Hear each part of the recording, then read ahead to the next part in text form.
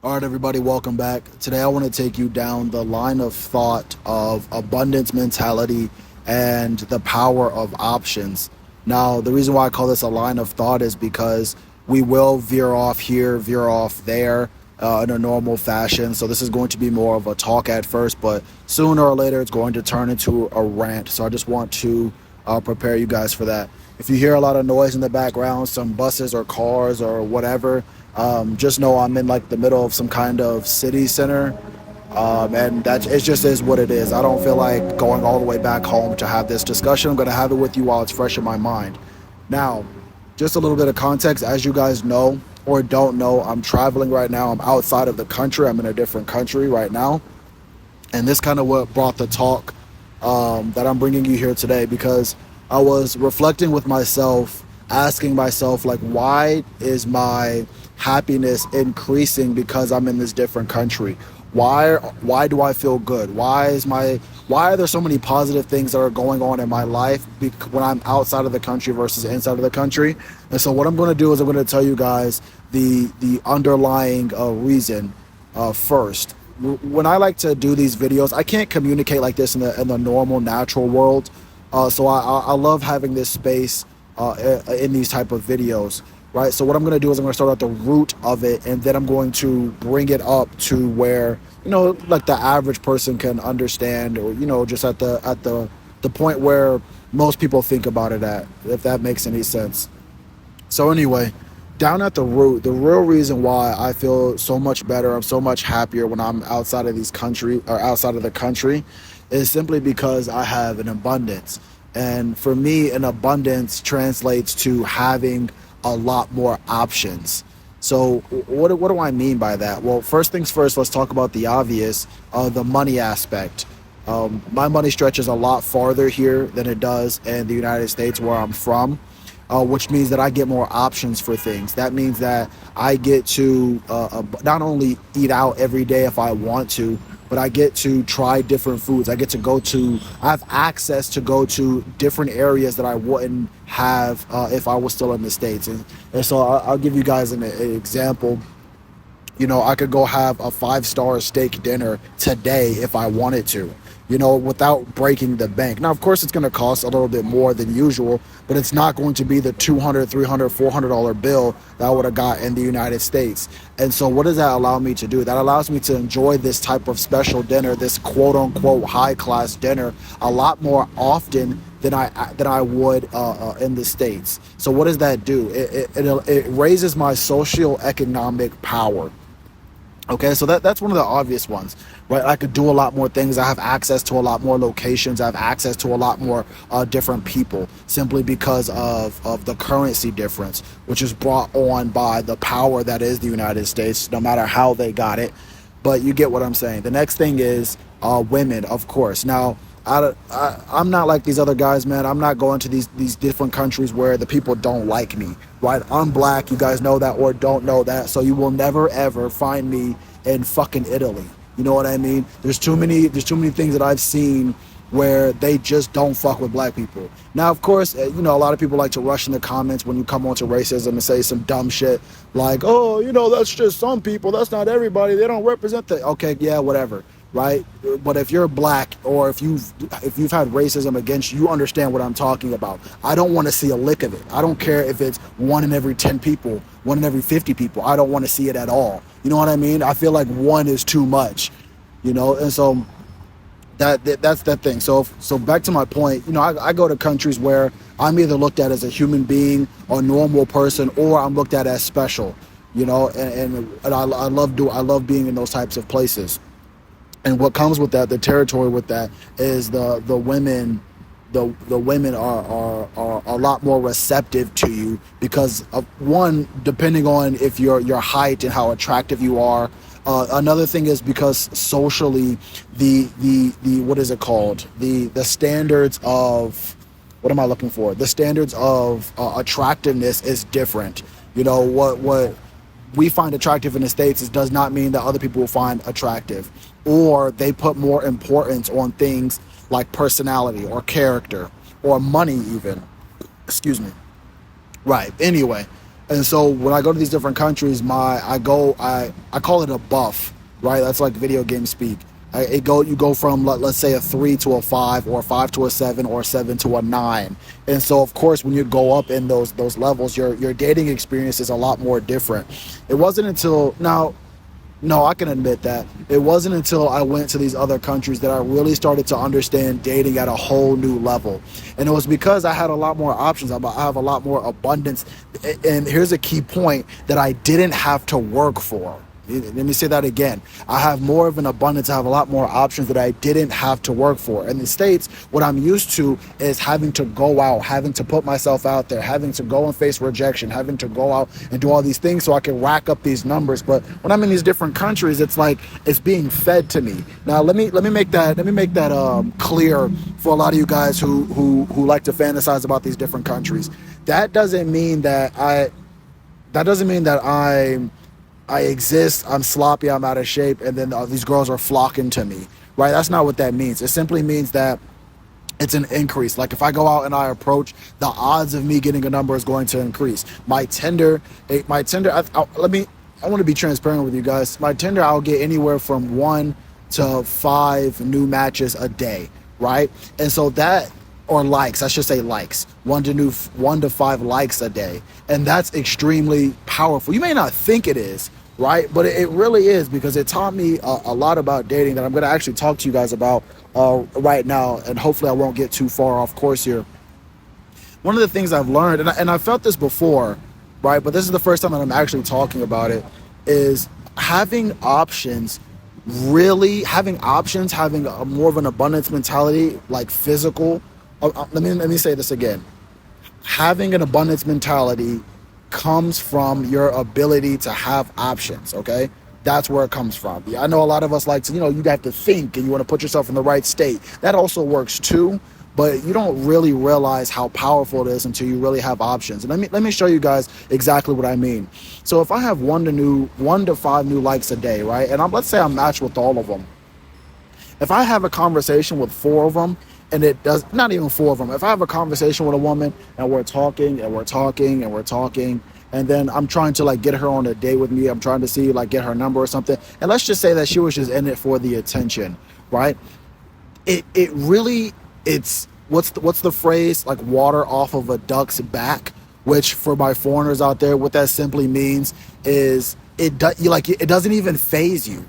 And you know why it doesn't faze you? Because again, you have 4 other options, and 2, tomorrow you're gonna have a new set of options that you can try again with.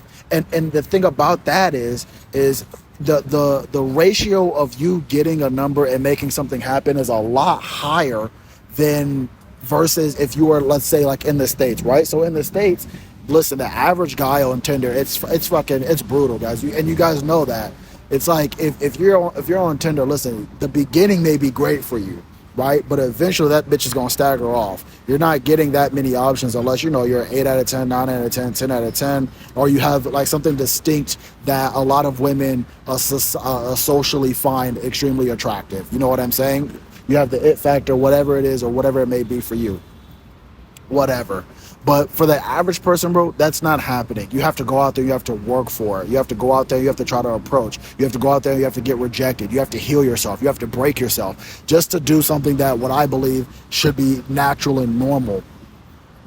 And so, and that's the thing. So it's like because you have to go through that process of getting the things that you want as far as going out. As far as going out and getting the things that you want, it's a lot harder. And on top of that, when you get a girl's number or something like that happens, then if she's like playing you or she's on some bullshit, that makes it even worse. And it makes it even worse because you had to go through so much effort and so much work just to get that one number, and that one number or outing or whatever ended up being some bullshit, whether she stood you up, whether she rejected you, whatever the case may be. You guys know the amount of BS that you have to go through. Well, again, it's a much bigger deal because you know that the moment this is over, you have to go right back into the field and do that bullshit all the fuck over again. Well, I'm in these different countries, man. It's like it's just being fed to me. And like I said, it's not perfect, right? I can still go out here and approach and get rejected and yada yada, but I always have a backup. You know what I mean? And I think you don't really realize how powerful that is until you're actually going through it. And so that's another thing. It's the money aspect, it's the social economic power aspect, it's the dating aspect, and this is the most important thing. You know, a lot of guys will talk about the women, and I understand that. A lot of guys talk about the money, I understand that too. But the most important thing, the reason for all of this, that kind of trumps any naysayers for me, is the time that I get back. I have more options of free time.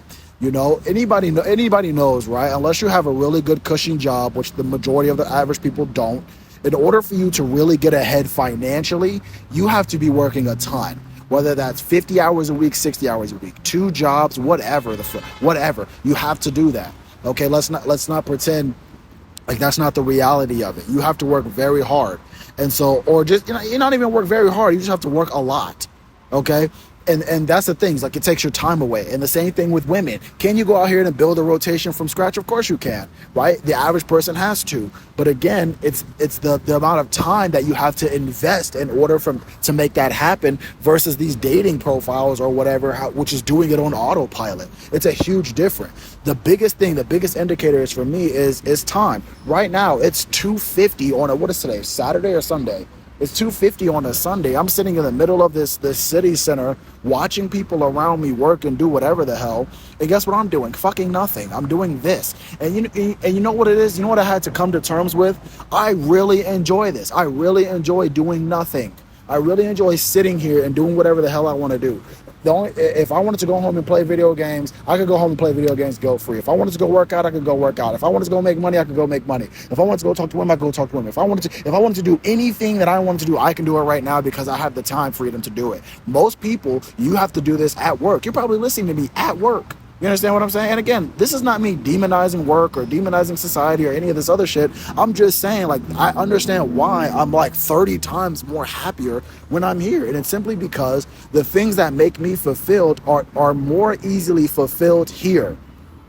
And this is why, as a man, it's very important that you put yourself in this position, because nobody else is going to put you in this position. In fact, people are going to try to take this position away from you. You know how many times people would message me or email me talking about, oh, you go to these different countries because, you guys just go to these third world countries and and you take advantage of the people and bro, shut the fuck up, bro. Shut the fuck up.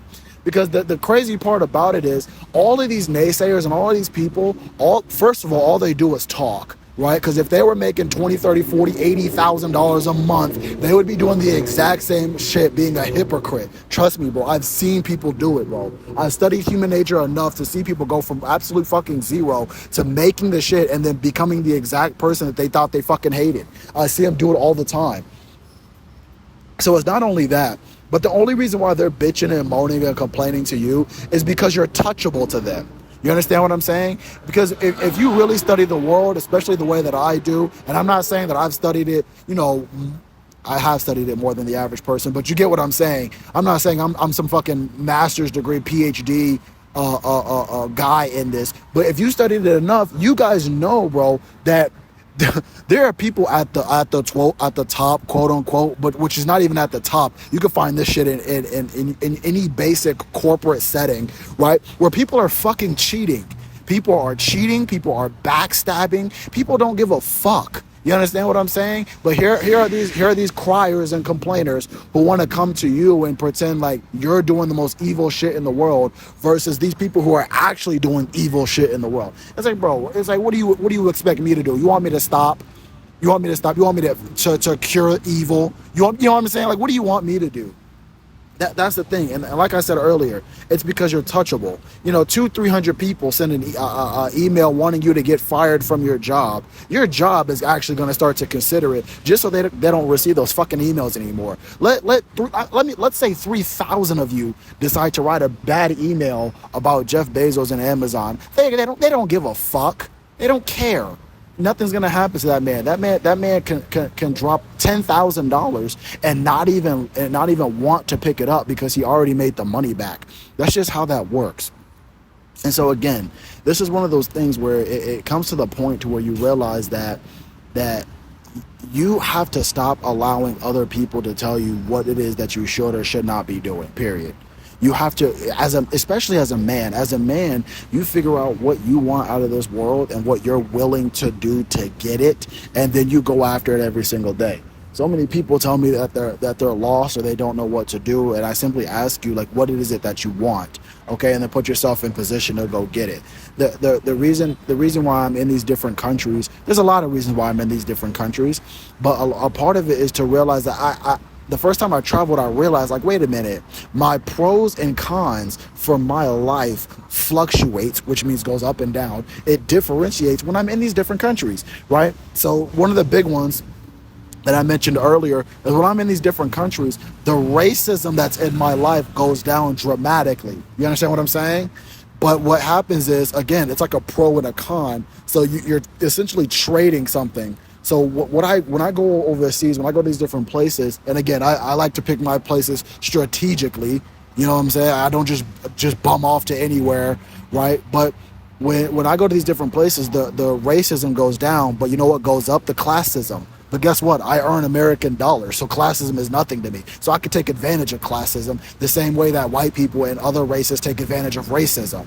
Okay? And again, I don't want to go into the whole racism conversation because I'm not an idiot, and I'm not going to let people gaslight me into pretending like this shit isn't real, or I should be teaching people to stop being. Come on now, I'm a grown man. You're a grown man. These are grown people. They know what they're doing, and if it benefits the average human being to do something, they're gonna do it. Now there are a lot of good people out there that they're not gonna take advantage, and they're not gonna do the thing that we perceive as bad or evil, you know. But I've been enough in the world to know that there are a extreme amount of people that will do it. You understand? Just because 10 out of every 100 are not gonna do it doesn't mean that the 90 that will the 90 that will doesn't exist. And trust me, they exist. And I got to the point to where I stopped telling myself that I'm a bad person because I decided to do things that are best for me and in my favor, or for my family or my future family.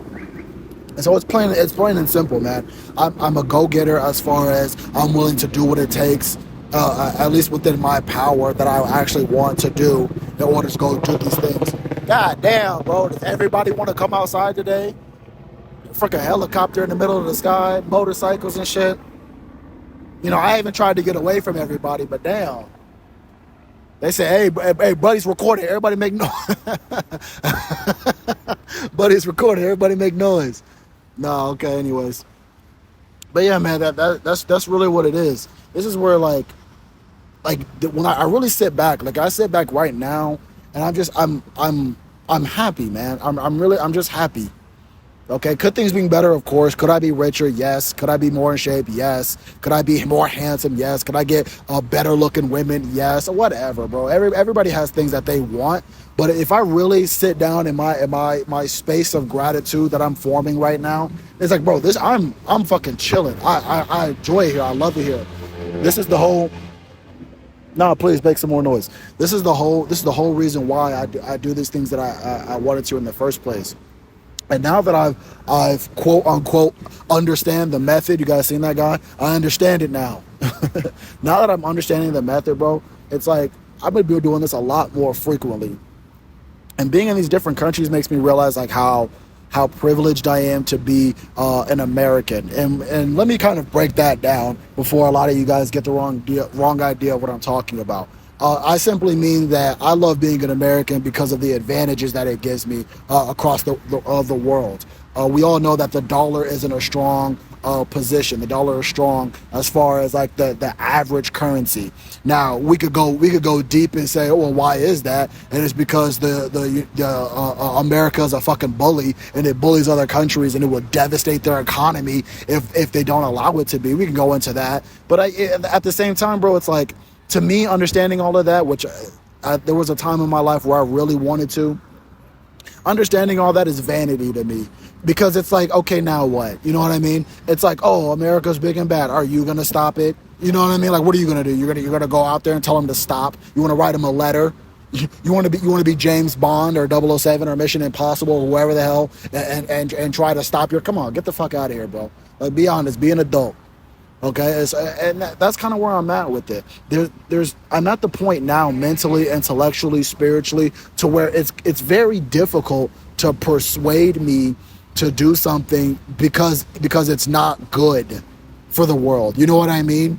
Because it's like the usually, I think I've heard this statistic. I can't tell. One, I'm going to butcher it, so please look it up.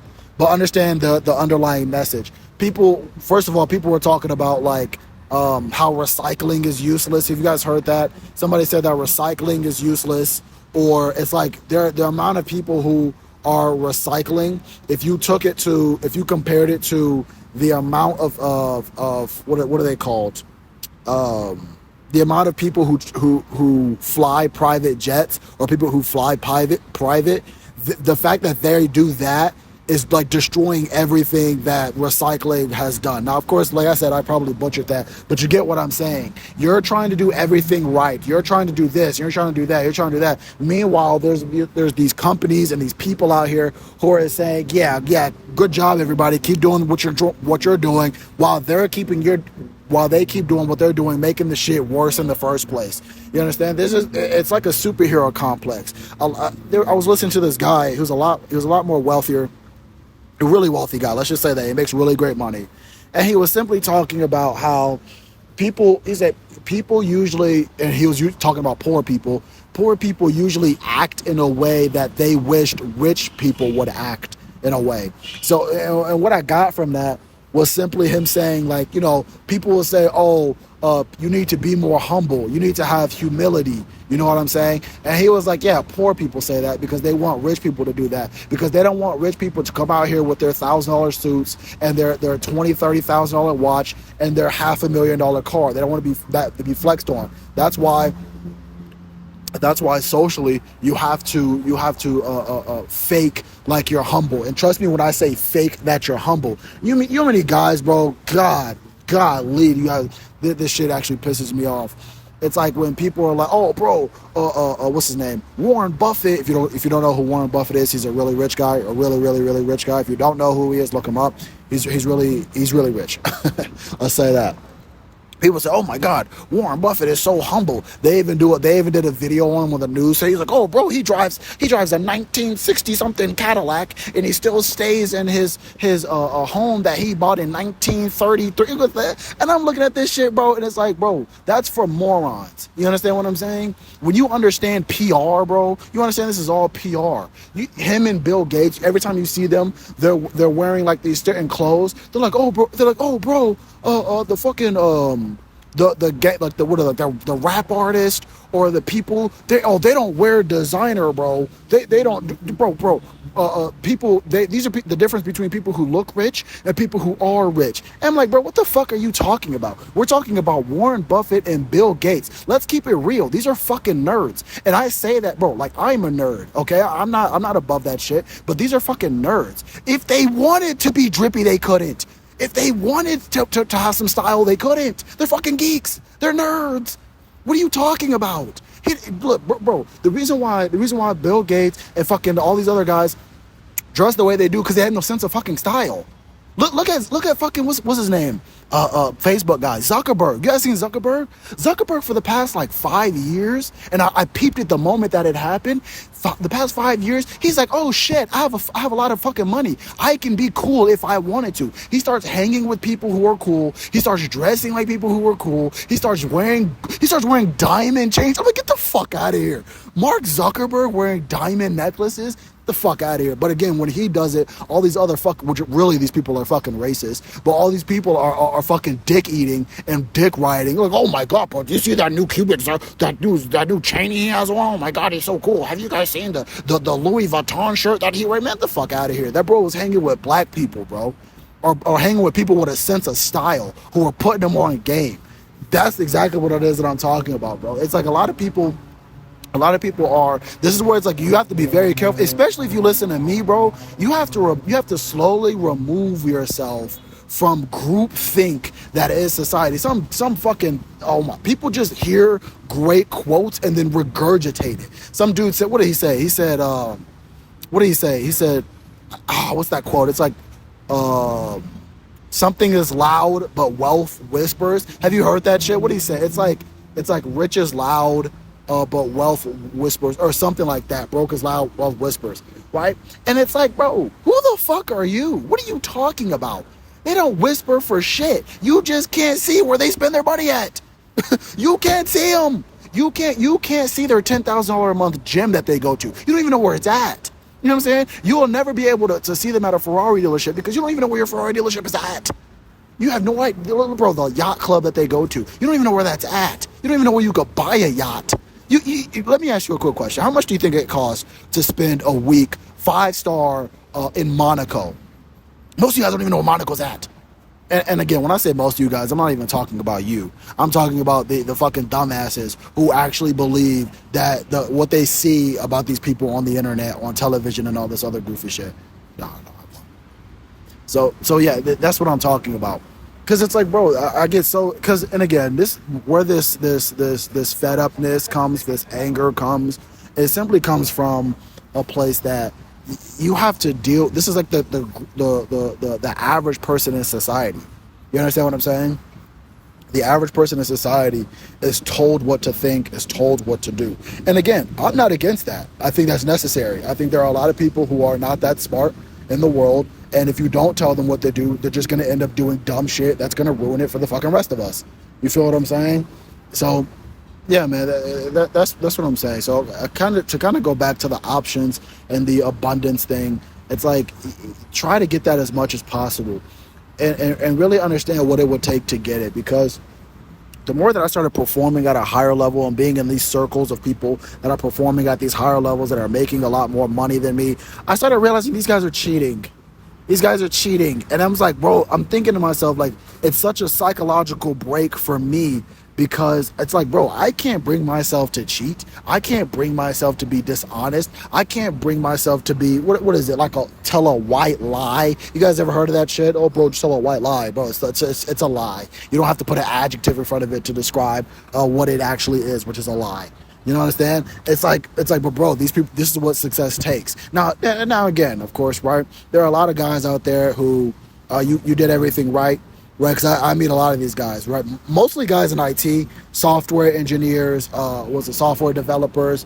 What was it? He was a project manager. These guys right now are fucking, if they got the upgrade as far as understanding travel, traveling and stuff like that, bro, these guys are living large. I'm looking at them. I'm meeting them. They look great. They you know what I'm saying? They just got the money to do things, because again, you know, you can make $120,000 a year in the United States. Anybody will tell you that $120,000 a year in a major city, trust me, it's still going to bring you far. It's still going to bring you far. You can do a lot of things, but there's a lot of things that you're still kicked out of as far as money goes. You know, 120,000 is great to live a very normal, average life, maybe even a slightly above average life. You know, you have a nice car, nice dating life, a nice apartment, whatever.